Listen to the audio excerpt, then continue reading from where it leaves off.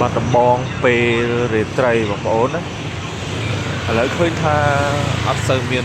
អ្នកលក់ដូរច្រើនទេបងប្អូនដោយសារប្រទេសជាតិយើងមានសង្គ្រាមបងប្អូនហើយវីដេអូនេះដែរថតចេញពីម្ដុំសួនបងប្អូនសួនសខេងណា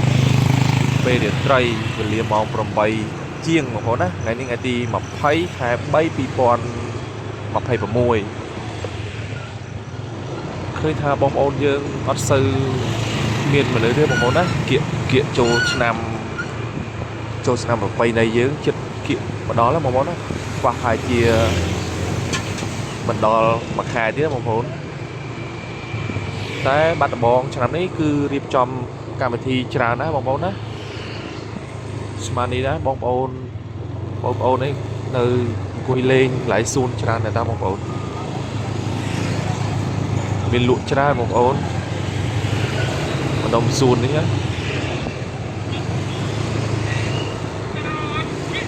នេះបាត់ដំបងពេលរាត្រី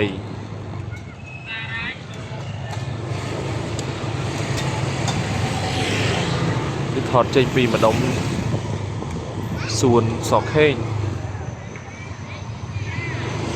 ឥឡូវអត់សូវមានអ្នកលក់ច្រើនទេពីមុននេះសម្បូរអ្នកលក់ឥឡូវមានមួយស៊ុបសាច់អាំងចាំមើល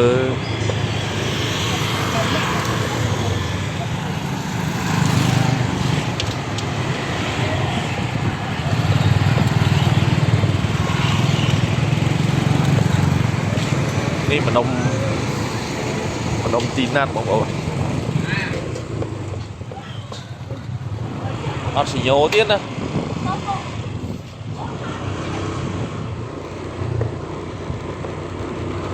នេះម្ដុំវត្តសកែបងប្អូនកន្លែងទីណាត់ចាំមើលមានមនុស្សអត់ជារួមកន្លែងខាងទីណាត់នេះអត់មនុស្សពេញរហូតហ្នឹងកន្លែងទីណាត់ណែនបងប្អូនណានេះកន្លែងនេះបងប្អូនចង់សប្បាយមកកន្លែងហ្នឹងមកមនុស្សណែនចឹងវីដេអូថ្ងៃនេះមានតែប៉ុណ្្នឹងបងប្អូនណាកុំភ្លេចជួយចាប់ស្រាយ channel ឲ្យខ្ញុំម្នាក់មួយហងបងប្អូនណាបាទសូមអរគុណសូមជម្រាបលា